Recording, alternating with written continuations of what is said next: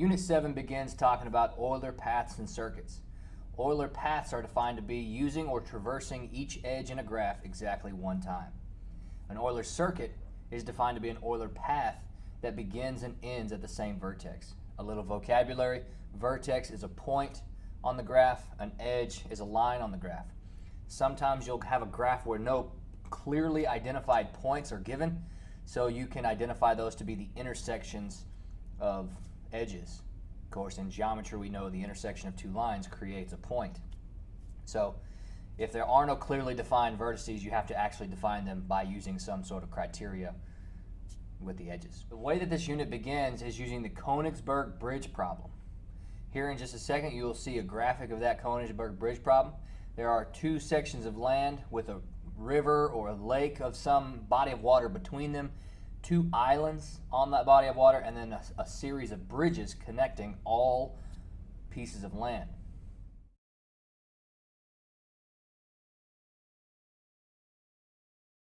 Now when I do this problem, I take it outside, I draw the entire problem, that graphic we just showed, I draw that up with sidewalk chalk, and I have the kids stand and I define what everything is that I've drawn. I then tell them that they can begin anywhere as long as it's on land. Then they can use any bridge to get from one piece of land to the next. And I begin with not telling them it's an Euler path. I just begin saying, can you walk across each bridge exactly one time? They'll think about it for a second, they'll start walking around, and some of them will actually be able to walk across each bridge exactly one time, or at least try to convince you that they have. And then I go a little bit further. I say, can you start and stop at the same spot walking across each edge exactly once? And for the longest time, there will be some kids who just give up and say, oh, coach, it's impossible. Well, it is impossible. But I don't like to give credit to those kids who give up. I don't like to acknowledge that cop-out, that throwing up your hands and just, it's impossible. So I let the kids roast on the idea, the concept for a while, and some kids think that they can figure it out. And of course, then I start throwing in incentives, a free 100 to somebody who can figure this problem out and explain it to everybody. So then the wheels start turning because grades matter. And so they figure out that in order to get back to where they got to go over one bridge at least twice. One bridge, they got to backtrack a little bit. And so they come up to it. I'm like, yeah, I got the answer. It's impossible. You can't do it. Of course, then they're all dejected and everything. They get all upset because some kids still want to try to figure it out. But then we take it back and we define all these vocabulary, all these terms, and then we put the Königsberg bridge problem into a graph using vertices and edges. So after we debate with the Königsberg bridge problem, we look at it, we see that it doesn't work, we then put it into a graph model with vertices and edges. We then start to try to figure out how can we know if a graph given to us is an Euler circuit, or how can I draw one?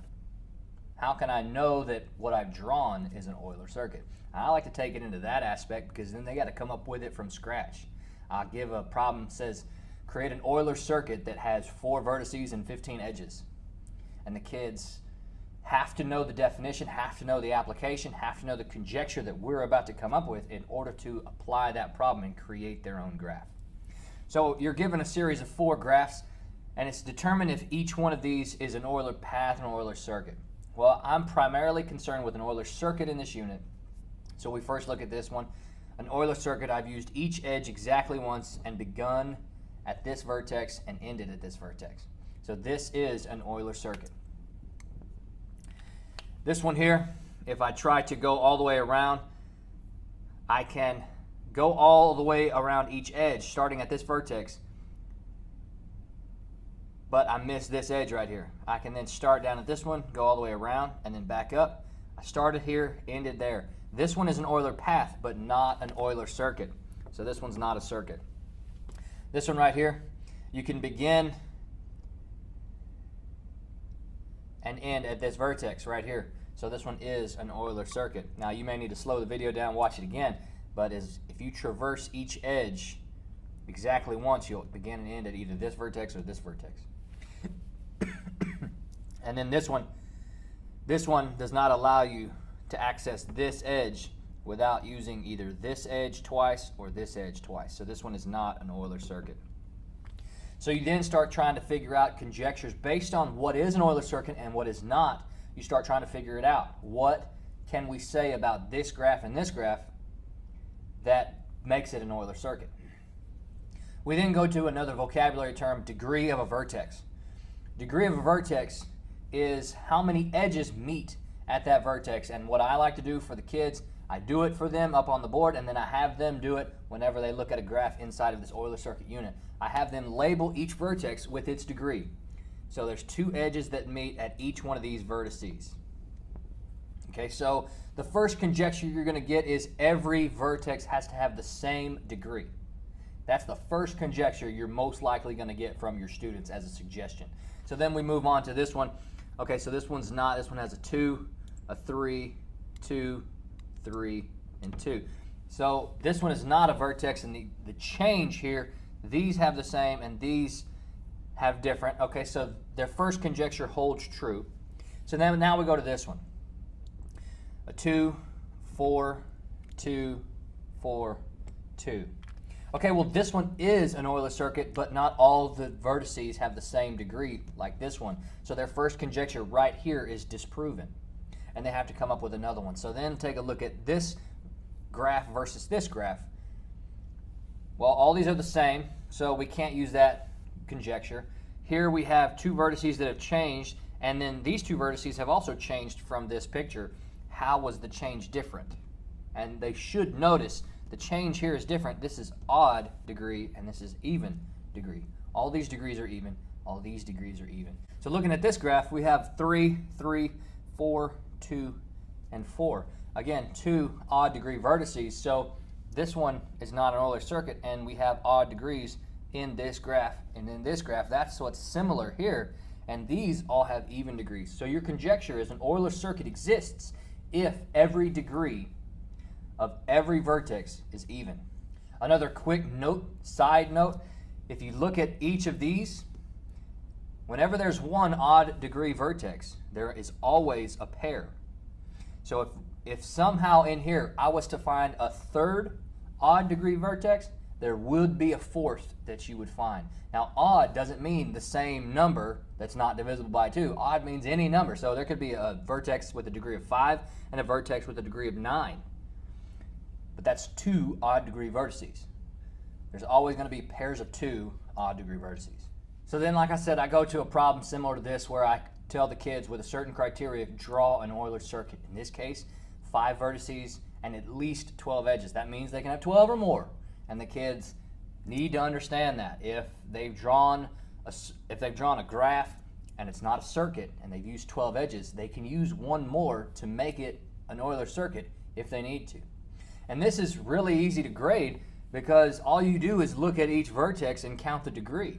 If the degree is even, then they've done it correctly. They've created an Euler circuit. Now, the only thing that might cause you to get a little bit lost is counting the edges. If they don't label the edges, then it might be a little bit difficult depending on how big or small they drew it. However, when they draw an Euler circuit with this criteria, they have to maintain that each vertex has an even degree. The easy way to do that is to just continuously draw polygons or loops.